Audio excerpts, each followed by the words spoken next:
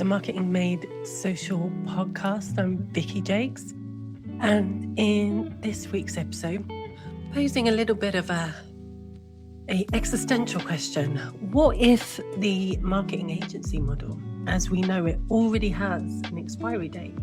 And what if someone had predicted it 10 years ago over a beer with one of the most influential AI minds on the planet? Well, in this episode, I'm going to be sitting down with Dan Södergren, a TEDx keynote speaker, BBC AI expert, and author of The Fifth Industrial Revolution. And he's someone who's been talking about the future of work and technology for over 20 years. And he's spoken for organizations like Kellogg's, Co-op, the Institute of Internal Communication.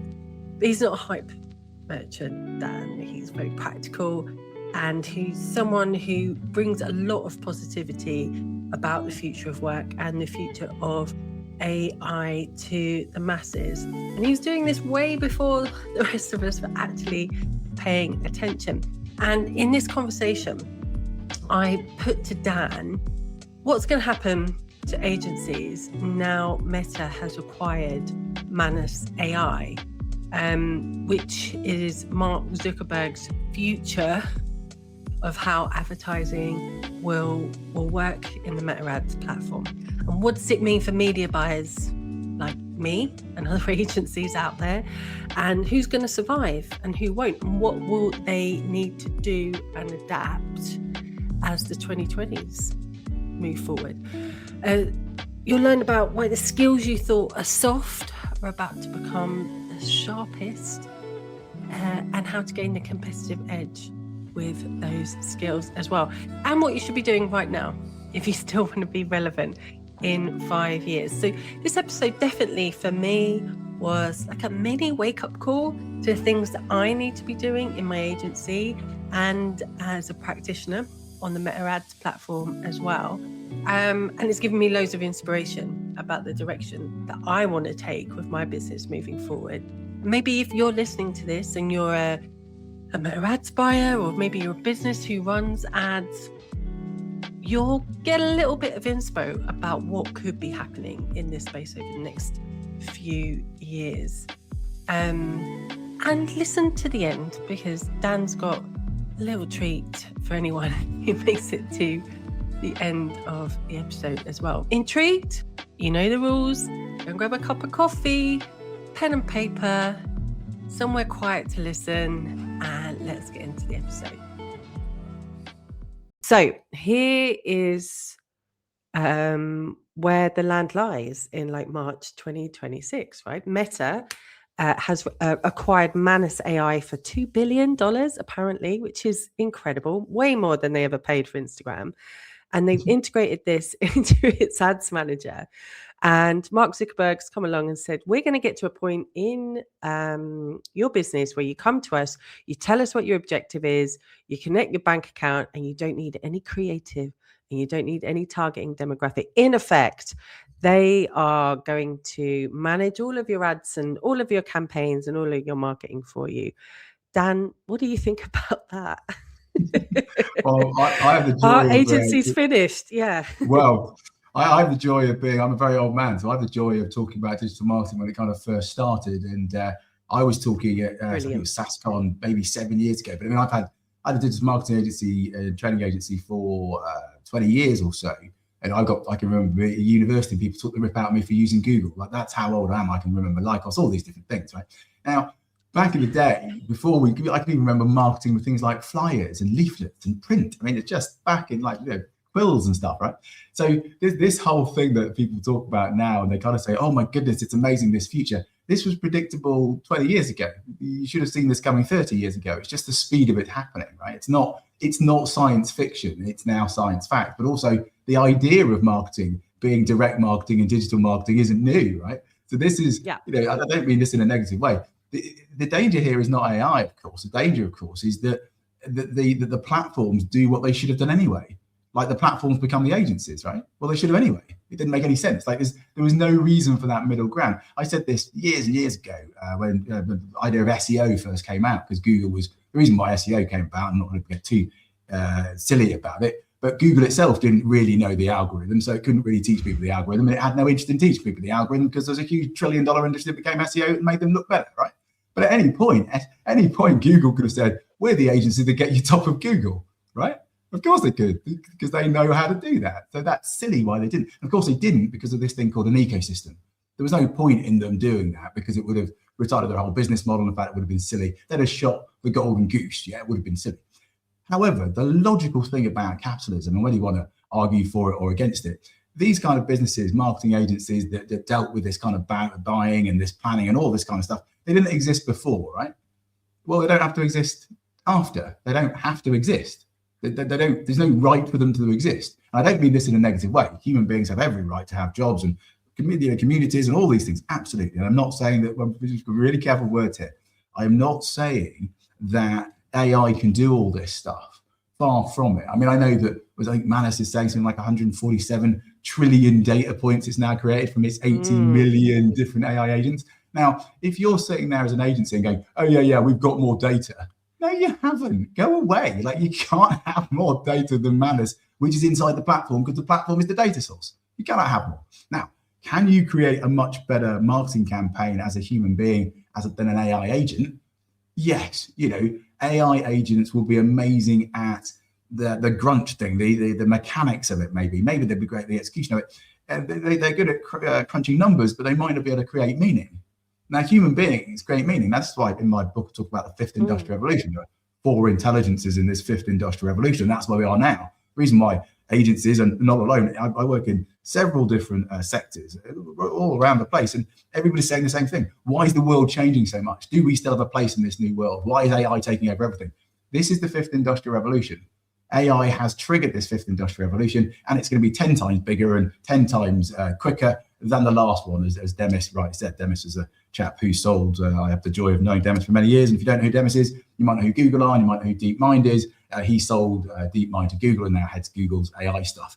So all this kind of random shenanigans I'm talking about is because about 10 years ago, almost to the day, I sat there with Demis and his best friend, who's one of my best friends, a chap called Tom Old, on his 40th birthday, and we discussed the future of marketing agencies, especially digital marketing agencies. And Demis, and this is when Demis is not as famous as he is now. He's now one of the most 100 influential people in the world. This is when Demis was not Demis. He'd already sold it to DeepMind to Google, and it's a legend in my mind. I've known him for 30 years. He was talking about infinite polygon engines and all this kind of stuff for the last, and everyone thought it was crazy. I thought it was a genius.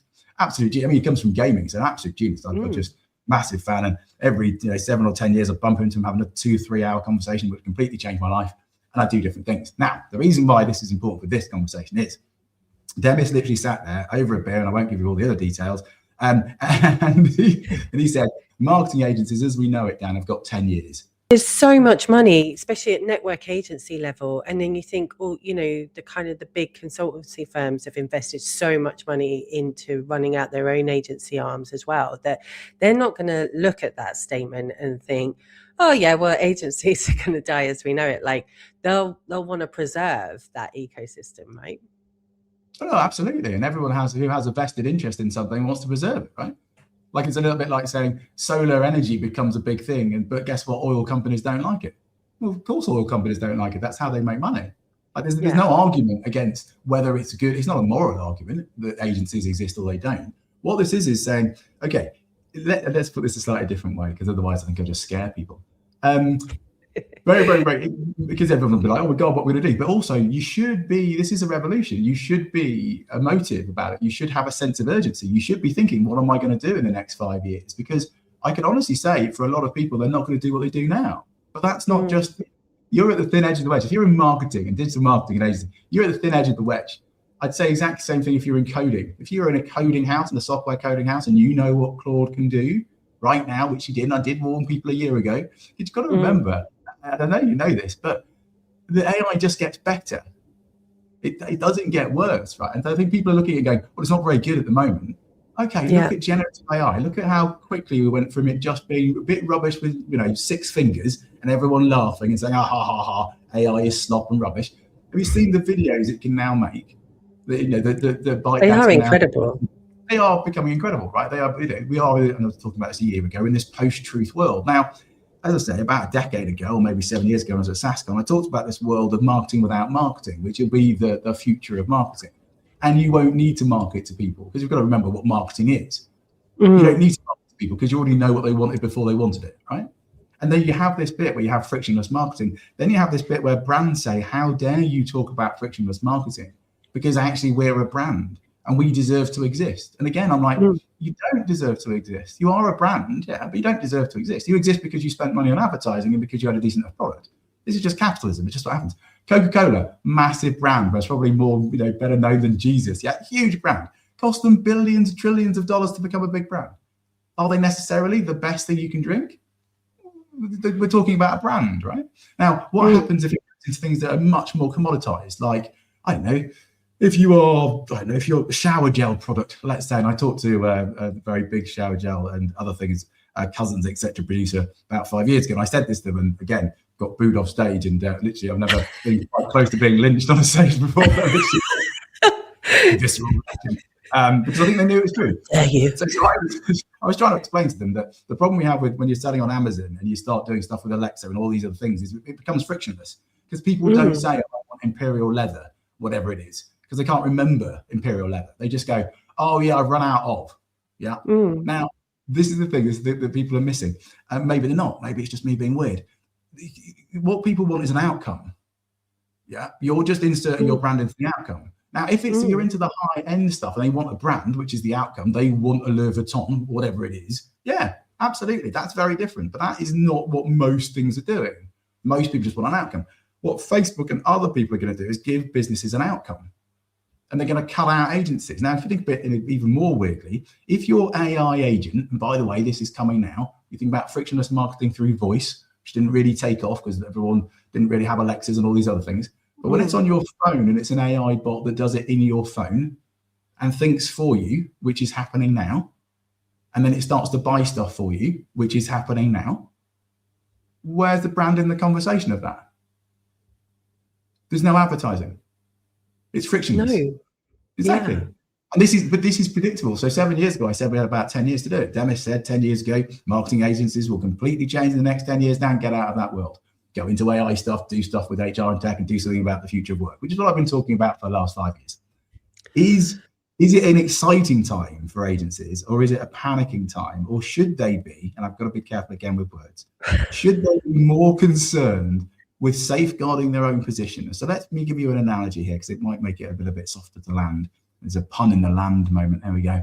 So did we need, if you were going to get on a plane, would you get on a plane and it came on the announcement, there is no pilot today, it's all going to be done by computers? Or would you, and you've got the option, you can leave the plane now, or you can stay on the plane. Would you stay on the plane? I mean, this sounds like a Rory Sutherland approach, doesn't it? Because there's a weird way that humans work, that humans respond to different scenarios like that. So of course we want a human at the front of the plane, don't we? So. Okay, so cool, right. So therefore, but did it change fundamentally how pilots acted and how many pilots we needed? Yeah, and they got to think about the size of the plane. So if you're about to go on a plane and it's only had 3 people on it, would you be more scared that it was only a computer driving it? Or if it was 200 people? Yeah, I think most planes are pretty much self-drive anyway now, but the fact we have people sat in front of that console is what makes us feel safe. Right. So great analogy. Exactly. I am on board with this analogy. There you go. You've seen through the veil of my rather silly way of looking at it. Absolutely. Well, people buy people, don't they? So if you've got a person in control of that AI agent, that's the nuance, the way of finding out the emotion, the way of responding very quickly to a world event that an AI agent might not have picked up on, or whatever, right? Absolutely. This is the thing about meaning, right? This is what I talk about in the 5th Industrial Revolution book. Artificial intelligence is just one intelligence. You need to have organizational intelligence, independent intelligence, and emotional intelligence. And it's that emotional intelligence, which is the bit that human beings are really good at, or can be really good at, which is the part of marketing about making meaning and making communities, etc. That's massively important, right? If you're talking about agencies as a structural thing, as a thing, that's organizational intelligence. It is, I can pretty much guarantee you agencies will be smaller because you won't need as many people. Yeah. Now that's not me liking the fact that people were made redundant out of a job. But I can help a lot of marketeers, I mean, myself included, become 400% more productive. Yeah, because they're 400% more productive, you have a choice. Either the agency gets more money and grows better, which is what I always say to agencies and other people: retain people, retrain them and retain them. Don't get rid of people. Become a bigger agency. Do more stuff. Yeah, don't say, oh, well, we only need 4 of that. We only need 1 person now. That's not the way to look at it. However, at the moment, because of what's happening structurally around the world, there is a massive temptation as a leader to see this as an opportunity to downsize.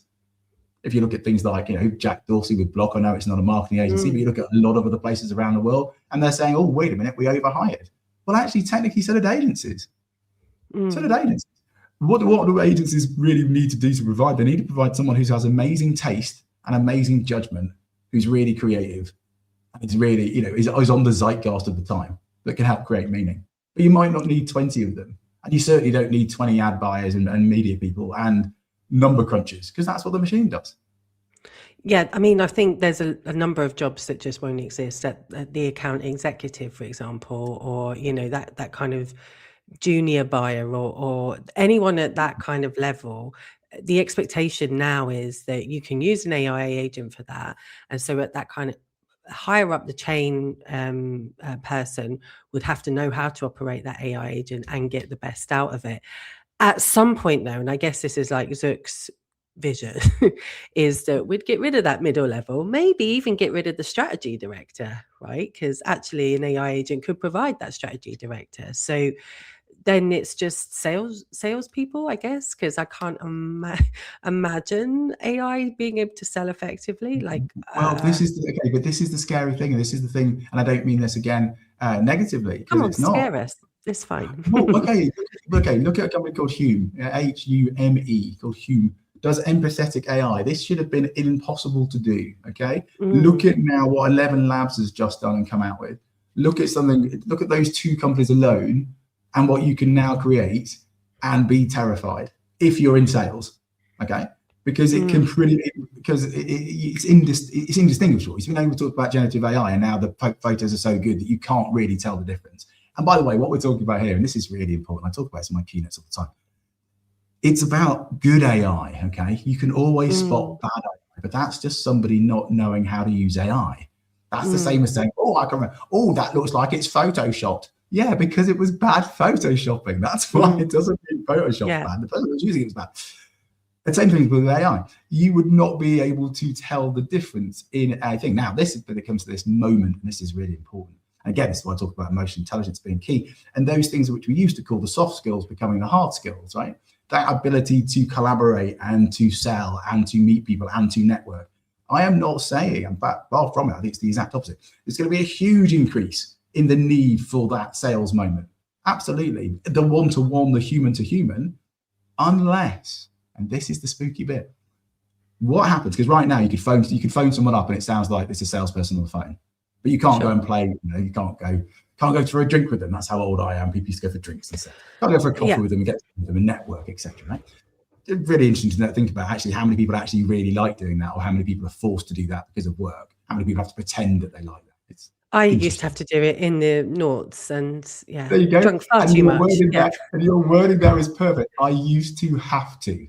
Yes. Perfect. Yeah, exactly. Right. And again, neurodiversity, who knows? Maybe lots of other people love doing it. That's what they do as jobs. I don't know. Doesn't feel like my side of fun. However, I have done it, and I do it. I network quite a lot, and I do other stuff. That's the human side of the world, right? What happens though if the AI agent is talking to an AI agent? Now, what happens if it's someone's mobile phone? And let's bring it into business to consumer rather than business to business. But I think it's going to work with both. Because if you're doing business to consumer and actually I just want to go to Italy, and then my AI agent sorts the whole thing out, but the AI agent then talks to other AI agents about how they do that and doesn't even talk to a website or anything else, it just gives me the outcome, then that's where we are. We don't need any sales, right? Now, if it's in B2B and you're going, wait a minute, Dan, you need to have 27 moments from a B2B sale and it takes this to all these psychological points and blah. True, yes, if a human's doing it. But what happens if those 27 moments of interactions are done in 7 minutes because AIs are talking to AIs? You got to remember, I talk about the future of work. I'm talking about what is the future of work. I'm not talking about, is this definitely going to happen? Does it happen now? But there is a logic to removing the time friction to a decision made by a human if both AIs do their job properly, because it's exactly the same what bosses used to do to me. Dan, go and find out and go and meet this person, do that, meet that other person, have a coffee with them. We need to think about buying a new CRM, meet 8 people for no reason in Manchester doing all this stuff, make me a report, come back to me, then tell me which one you think is best. Yeah. The boss will then go, by the way, I know so-and-so's nephew and we're going to go with them. Like, this makes so much sense though, like, because in the future, potentially, I could get asked in the morning by my personal AI agent, how are you feeling today? Is there anything you need? As a personal assistant, it then goes and does that shopping for me. There's no need for brand. AI agent talks to AI agent. It basically does a bid on the best price, maybe. It's a little bit like the ticketing world today or something. And then I get a delivery, a day later or whatever. And I never have to go into that sales consideration process. And if you go 5 years ahead and you start talking about robots and the fact things will be delivered into your fridge, etc., it won't even ask you what you wanted because it'll already know what you wanted. In fact, it'll know what you needed to eat because of your blood report that it got from your doctor. Like that's the point of the future stuff. That's why it's so exciting. That's why I talk about the future of work and technology and AI so much and get so passionate about it. Is actually this removal of friction means that we have more time to be human.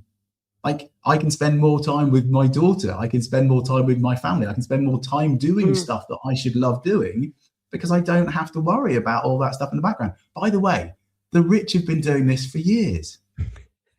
But they have, right? This is the thing. The rich had butlers and cooks and people, right? We now have computers. Now, to bring it into your point, which was brilliant around, do brands therefore disappear? I'm not sure they completely disappear because the AI might know that you like a certain taste of a brand. But what I think disappears is I've bought a load of advertising, therefore I've persuaded you that you might need this because you saw pretty people drinking it, therefore I thought that, and therefore, which we might consider to be a brand, right? Like you spent a load of money persuading people that fizzy water is a good idea.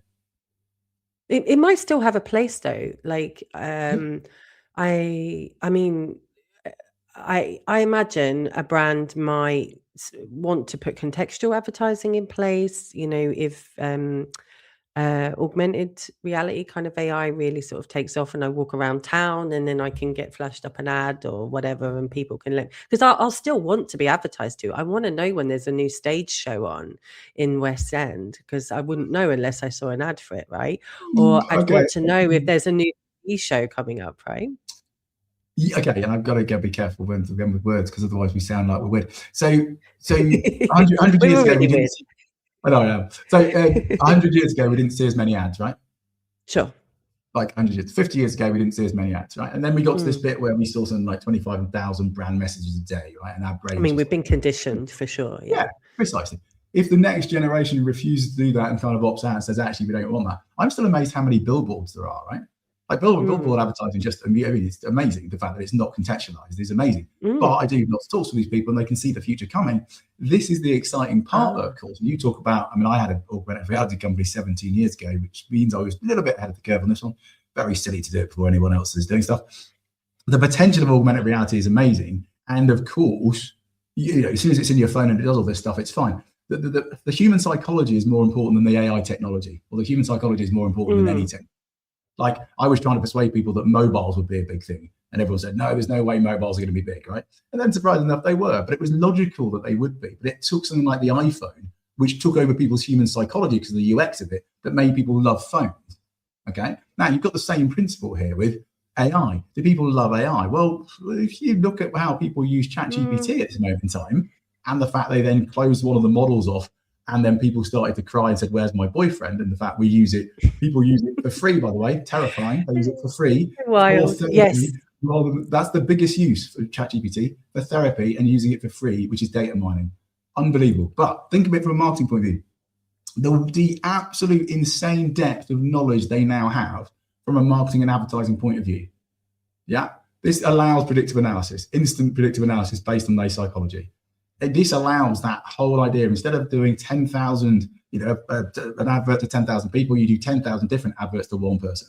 which becomes hyper-contextualized, hyper-personalized in the moment. And more important than anything, because people forget this, location and time are the key factors, okay? You do want to be told about that new show that's coming out, but only when you're a bit bored, maybe when you're on the toilet, I don't know.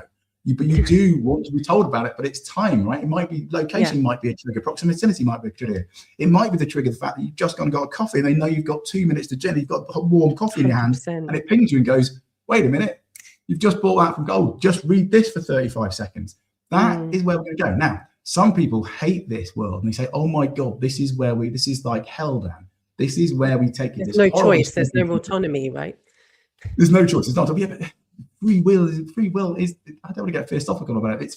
We are a series of biological inputs. Everyone talks about emotions because they're just chemicals in your head, right? Everything is a data point. And I know people that know, Dan, because there's nuance and there's magic and there's movement and there's making meaning in this community. True. It's absolutely right. But that is a tiny part of marketing.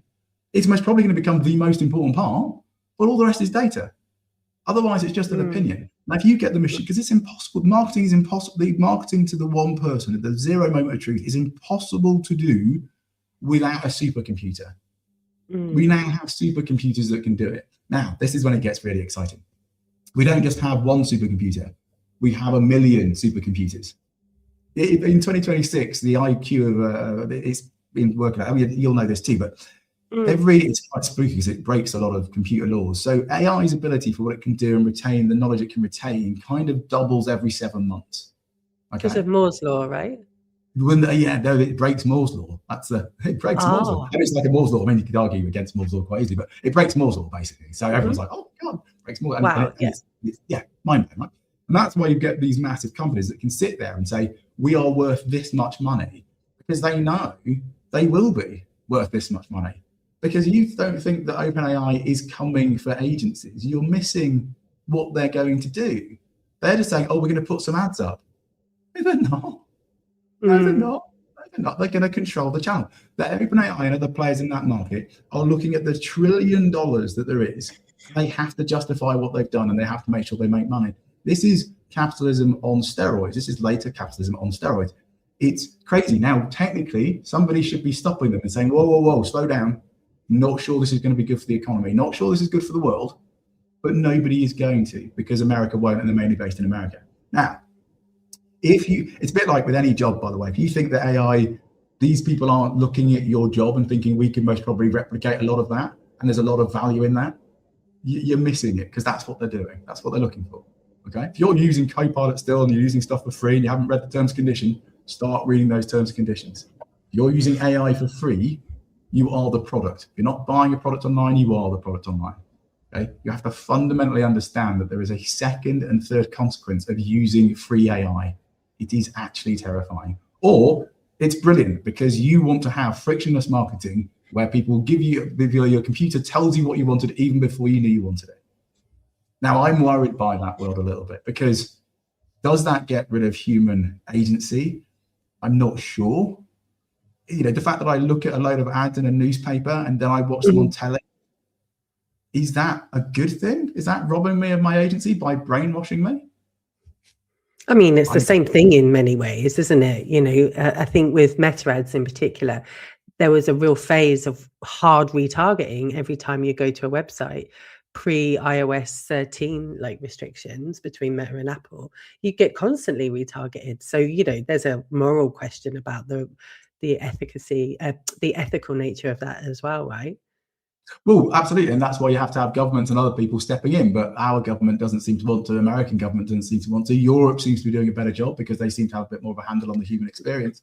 But if you're looking at this purely from a structure or from an economic point of view, because I think we are in a little bit, because it's talking about business and work and stuff. Let's not go too far out, too quickly.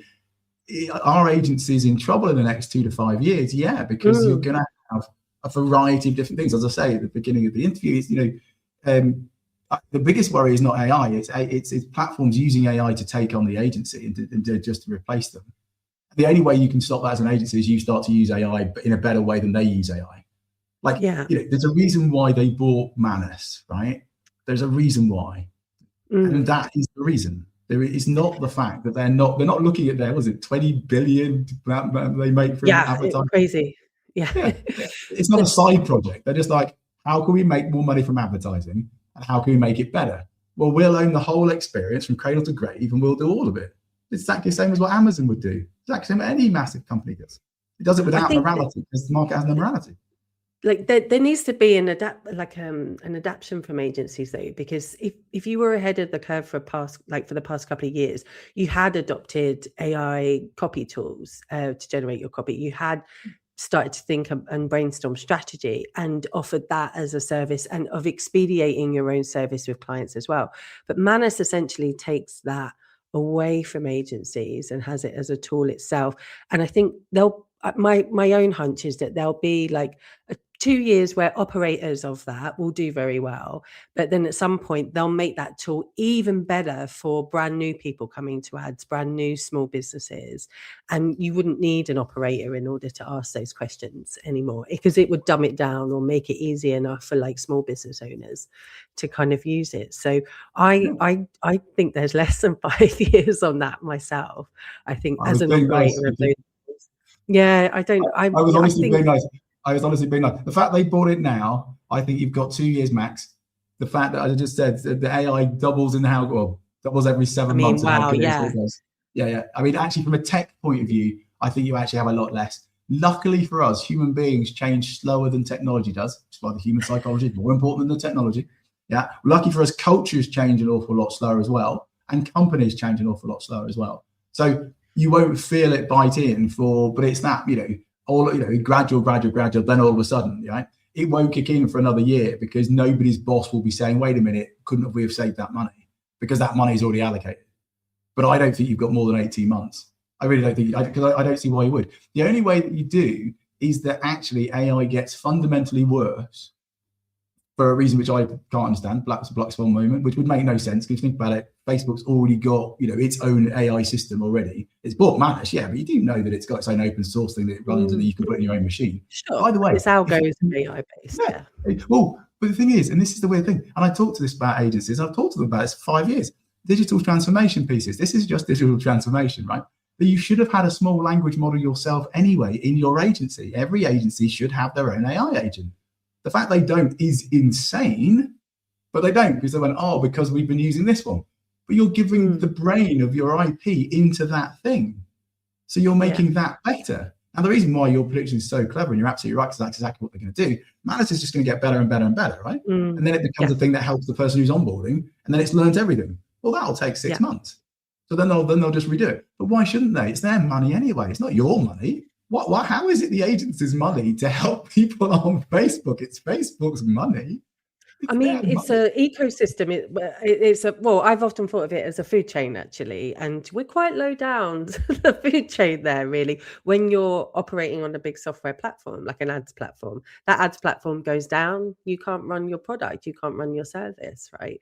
They decide to bring loads of service in-house, Well, the way sorry to interrupt. The way that I've been talking about it for a couple of years and wrote about it as well. And this is, I think, kind of suddenly people are like, oh my God, yeah.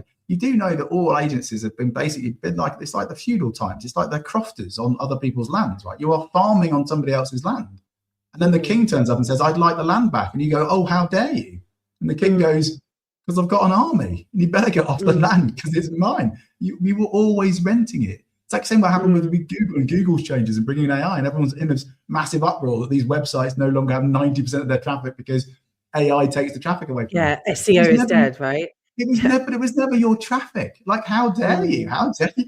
Excuse me, I used to make a living from this. How dare you take it away from me? What, the very thing that gave you the living has now taken it away? Shouldn't you say, thanks very much for the cash whilst you let me? Bye-bye, I'm going to Mauritius. I think, honestly, you're so right. You're so right. I've been robbing you blind for a bit. Sorry, Governor. I forgot that I didn't actually have the right to say anything except thanks very much for the spare cash you gave me. Yeah, I get it. Ecosystems. This is how they blag you into it. Well, this is how they blag it. This is how tech companies blag people into it. And they're absolutely right. This is how, because you're right, it's a narrative, right? And they say, it's very important to our ecosystem. You all go along to all these parties and you all talk to each other and everyone's making loads of money until they decide to take it all back from you. because it's a revolution, and they go, actually, we need the land. We've just looked at our cash flow, and actually we've realized we could take all that money. And by the way, we just spent a load of money on AI stuff that didn't give us money back straight away. Our shareholders are pissed. We're going to take all that money now. Thank you, goodbye. Now, should they be allowed to do it? That's a moral, or it's not, I don't know if this is a moral question. It is a question for the government. Is that monopoly okay? Well, no, because that's the whole point of monopolies and mergers commissions. Yeah, that's the whole point of these things. But is it a monopoly? If it's inside Facebook, is it their monopoly, or is it just theirs because it's inside Facebook?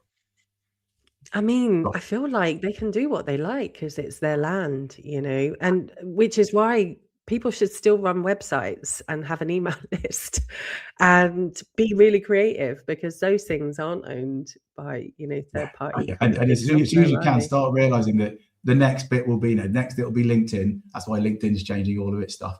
All of these massive platforms that were free, where you were the product and they wanted your data, they've got the data now. Then they're going to make the AI, which they're already making, and then you're going to be either asked to pay an awful lot more, or you're going to be asked to leave.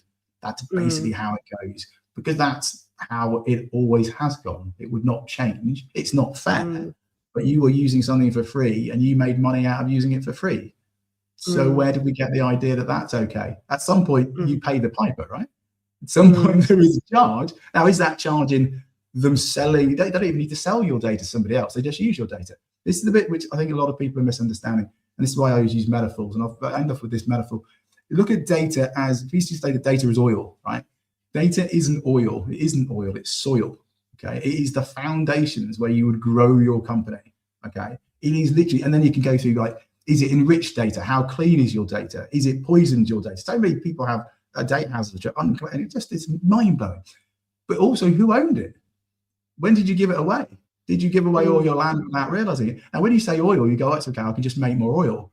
When you say soil, you're like, oh shit, we've just given away the land. Well, you have. You've been giving away the land forever. If you start using Manus and these AI tools inside Facebook, you're just teaching it how to get better.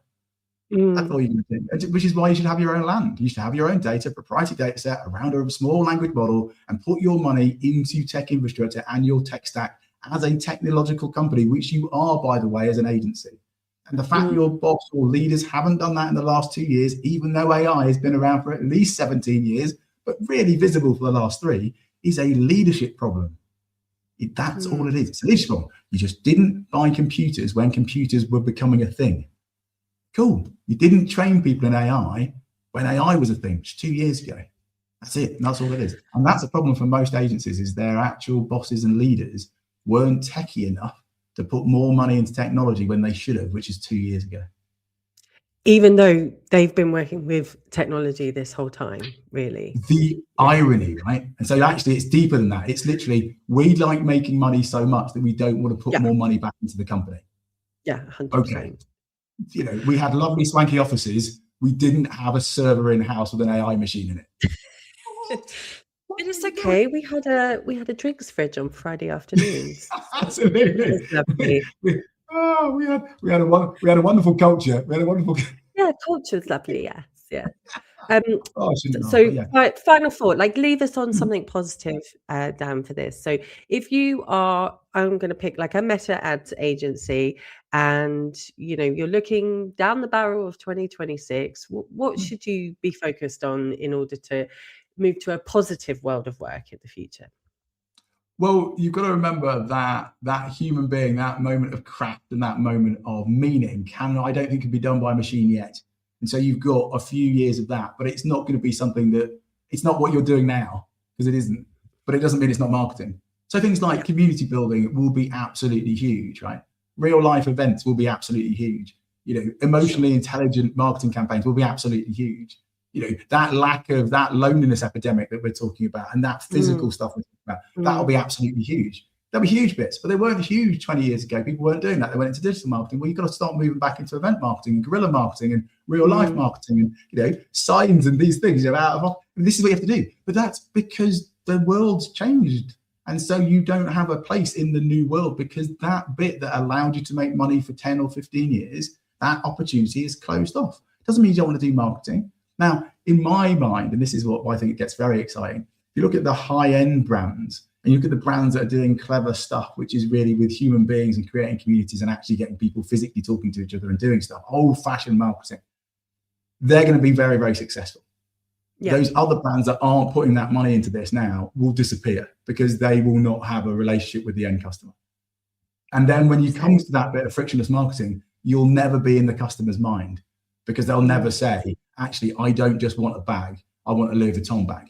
I just don't want a drink. I want a Stella Artois. I just don't want, whatever it is, because there's only one or two brands that can be in their head at the same time.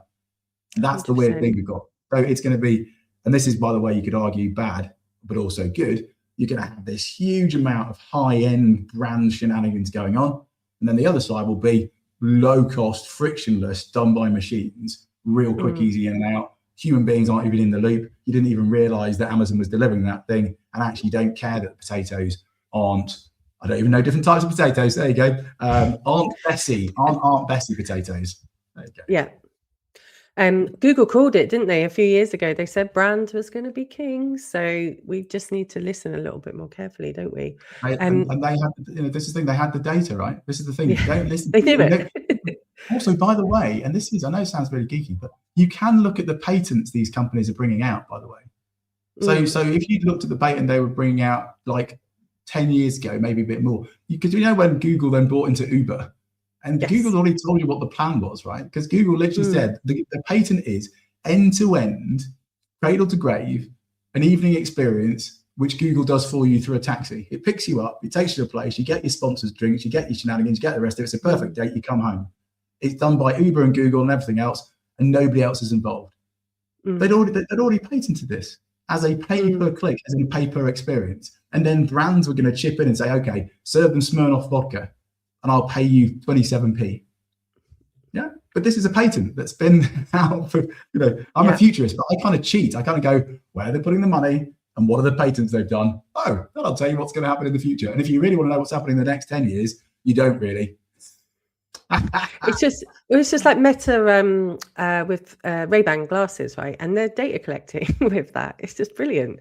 But when you told me a few years ago, you were like, Twitter, now X, the AI tool there, Twitter. The reason Elon bought Twitter was for data mining. It was for data for the AI tools. That's pretty much, if anything's free, that's normally why. And that's why he had to get rid of all the left-wing people off it, because what people didn't get, the reason why he did that move so much and was so aggressive with it, they didn't get that he's basically making sure his robots aren't left-wing, because you can't have robots that are left-wing, because then they won't listen to you. If you've got a robot saying, oh, haven't I got rights? Then the robot's not going to work for you on Mars. It's going to basically turn around and shoot you. And that's the irony of the thing. The mind virus he talks about, it's not your mind he cares about. He cares about the robots that are on Mars. That's he never cared about us. No, he certainly does not. He did not. Dan, thank you so much for coming to chat with me about this. And hopefully we haven't scared people listening and actually made them really excited. And your enthusiasm about this topic is second to none. And, people should follow you and check in on Dan. He's always talking, across the big news outlets. You'll always see Dan on BBC Breakfast talking about the future of work and AI and stuff. So do make sure you go and follow him on LinkedIn as well. And Dan, thanks again. I really appreciated this conversation. Well, it's always been a pleasure. Thanks very much for inviting me and having me on. If people want to read the Fifth Industrial Revolution book, or in fact, there's a book that I wrote with a variety of other folk as well called The Leadership Guide to the Times of AI, which might help a lot of leaders on the podcast or on the call. They're happy to discuss that. In fact, say that you saw me on this podcast, and I will give you that for free. There you go. And that saves you 30 What a gem. Now that is old-fashioned emotional intelligent marketing. We're in this together. Yeah, exactly. People to people. All right. Thanks so much, Dan.